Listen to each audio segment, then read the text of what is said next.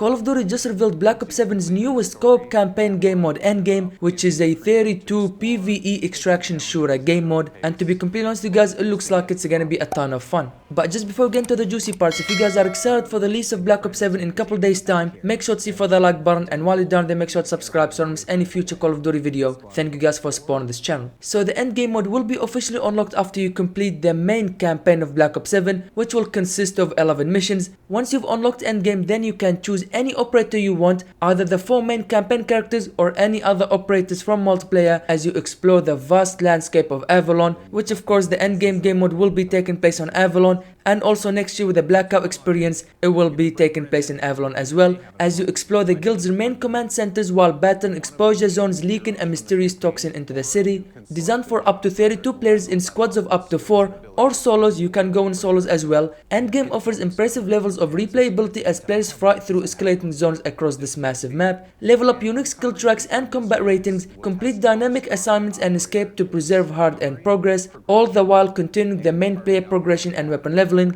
as well as unlocking specific camos for all 30 launch weapons. Of course, for the first time ever, campaign will have its own camo challenges as well. But what I just read there should sound very familiar, because if you guys remember back in Modern Warfare 3 Zombies, but this is gonna be a similar thing, but instead of it being in zombies, this will be in the co-op campaign. As you guys can see the image in front of you right now, the map will be split into 4 different zones. You have zone 1, which is the easiest zone, then zone 2, which gets a bit harder, the recommended combat rating is 10, and then zone 3 gets even harder with the recommended combat rating being 30, and finally zone 4, which is the most difficult out of all the zones, with the recommended combat rating being 45, with 60 being the max combat rating that you can get to. Once you've reached level 60, that's it, you're overpowered, you're ready to take on all 4 zones and make it look easy. In Endgame, every player works together during their deployment in Avalon. Like I said, it's only PvE, there is no player versus player, no. Every player in this game mode works together to complete objectives. Like I said, very similar to how it was with Modern Warfare 3 Zombies. Squads can split off to pursue their own objectives or fight alongside others to improve the odds in tough fights, and especially useful tactic when approaching the area's more dangerous zones. In short, you choose your operator, customize your loadout,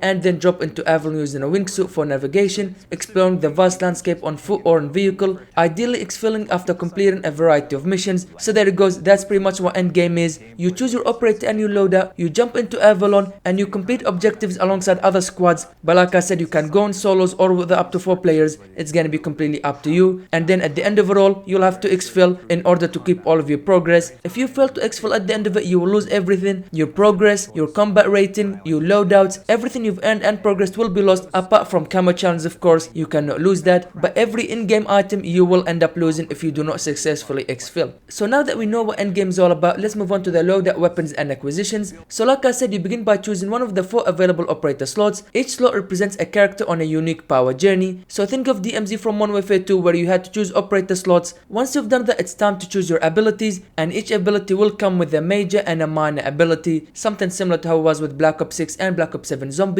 These abilities are vital to your survival in Endgame, and you can make concise choice of how you want to play Endgame, including the way you fight, support your teammates, and explore the landscape of Avalon. For example, players selecting the active camo ability are likely to favor approaching combat environments with a degree of stealth, or deem it most important to easily extricate themselves from combat. Conversely, players picking War Machine are likely to lean into destruction and assault playstyles when battling the enemy. The choice is entirely up to you. Power up in-game to level your combat rating, earning new skills and power upgrades across health, armor, speed and damage, but be warned, if you're killed in action you lose it all. Choosing the right ability is the difference between you exfilling at the end of the match or you absolutely standing no chance against the enemies and losing it all. They say these grant new moves, allow the use of powerful weapons, also give unique tactical advantages, have a brief cooldown between charges, and define each operator's unique playstyle. As you progress through endgame, it's worth considering the major and minor abilities available to you. So when it comes to the major abilities, you have the ballistic shield, deploy an energy shield that blocks incoming enemy fire, active camo, become nearly invisible for a short duration, hand cannon, powerful high damage handgun, crash cart, instantly revive down squad mates within range and provide temporary invulnerability, vision pulse, send out a pulse which visually tags enemies through walls for your squad,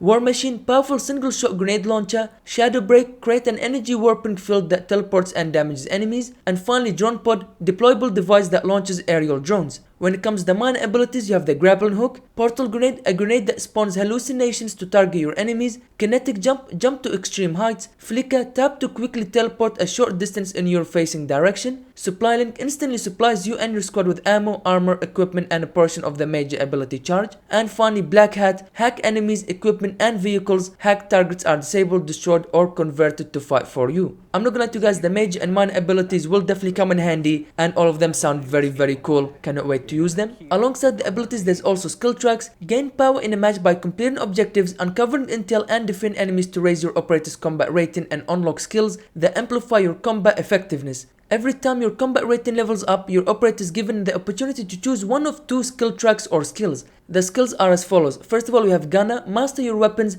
reload faster, aim sharper, and electrify enemies. Then you have Surgeon, stay alive and keep others firing, heal fast, revive quicker, and fight back from the brink. Then we have Daredevil, fly, slide, and dive into chaos. Your movement is a weapon and the ground hits back. Then we have Tactician, gear up and get clever, deploy faster, recharge quicker, and turn kills into nasty surprises. Then we have Berserker, chain aggression to speed, attack while moving, reap armor for kills and bring destruction from above. And finally we have Bulldozer, become a walking tank, regen armor, shrug off explosions, and smash through enemies. Following that, they go and talk about progression. I've talked about it in many of my previous Black Ops 7 videos. Basically, every single game mode in this game in Black Ops 7 will allow you to earn XP and progress anything that is progressable. So for example, player rank, weapon levels, and also battle pass. And of course, like I mentioned earlier in the video, for the first time ever, by playing the co-op campaign and also endgame, you can earn camos, completely different and separate set of camos from multiplayer, zombies, or Warzone. This will be campaign specific mastery camos. Very excited for that, not gonna lie to you guys. That is very awesome. Following that, they've given us an example of how a endgame match will work. So first of all, of course, you'll have to choose your operator alongside their abilities, the major and the minor abilities. Then they've picked their weapons and now it's on to the fight. Operators are dropped over the skies and must use their wingsuit to descend to ground level. Through the use of the TAC map and ceiling overhead display, we spot various assignments and activities around the map. Choosing one that tasks us with stealing a vehicle from a convoy,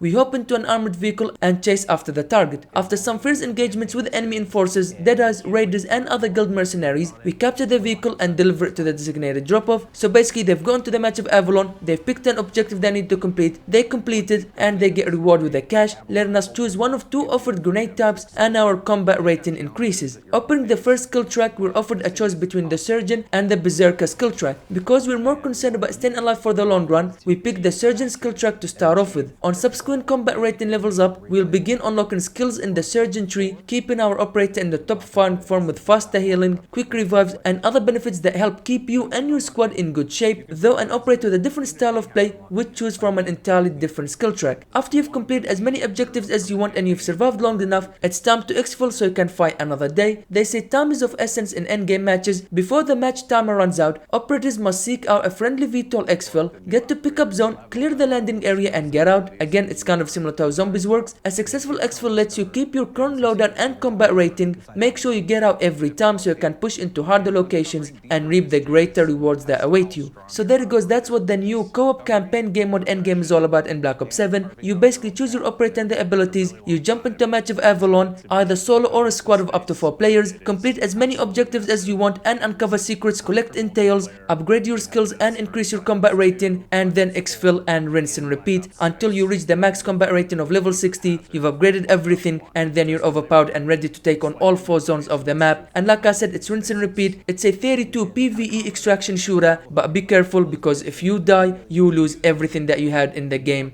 So make sure when you jump into a game of Endgame on Avalon, you have the goal of getting out. To be completely honest with you guys, Endgame sounds like it's gonna be a ton of fun. With the amount of replayability that it offers, this game never gets boring because every single time you're working towards something, you're working to increase your combat rating, upgrade your loader and all that good stuff. Like I said, the replayability in this game mode is gonna be off the charts. The only thing I want Treyarch to do is to make sure they keep up their post-launch content, okay? Give us new things, maybe even give us a new map, why not? But if they just let it to die after launch, it's gonna be absolutely terrible. They need to make sure they keep updating with post-launch content, because I'm telling you guys, this game mode right here has the potential to be something special. Treyarch just has to support it post-launch. But as you're waiting for the release of Black Ops 7, make sure to click the video on the screen right now to see if your PC can handle Black Ops 7. Thank you guys for watching this video.